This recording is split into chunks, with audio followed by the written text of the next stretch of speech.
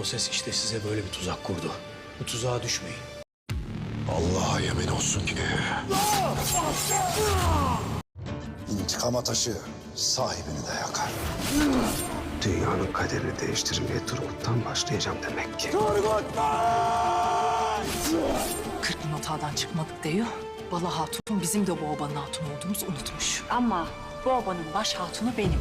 Rokat gibi nice soylu atların demir nalları altında Sus Lascaris. Öyle bir hainliği ancak o yapar. benim kanatlarımı koparanı.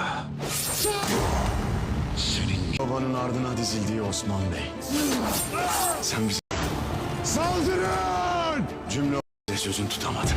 Gregor isteyen kimse bunlara eden de odur. Gregor'a adım adım yaklaştığımızı hissediyorum. Edenden emin olmak gerek. Suğuyur.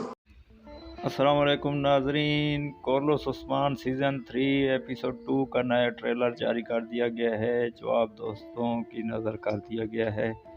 उम्मीद है आप सब ने देख लिया होगा।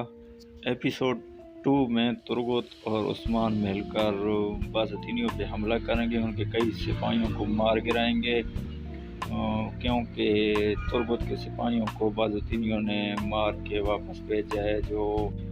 जो उस्मान बीम ने जिम्मेदारी ली थी कि हम तुर्गुत के सिपाहियों को वापस लाएंगे, तो उस्मान बीम इसी वजह से गुस्से में आ गया है। तो उस्मान और तुर्गुत मिलकर बाज़तीनियों के कई सिपाहियों को हलाक कर देंगे। ऐसी मज़ीद वीडियोस देखने के लिए हमारे चैनल को सब्सक्राइब करें, लाइक करें और शेयर करें, और हमारी हौसला अफजाई करें ताकि हम ऐसी हर अपडेट आप तक पहुँचाते रहें। शुक्रिया।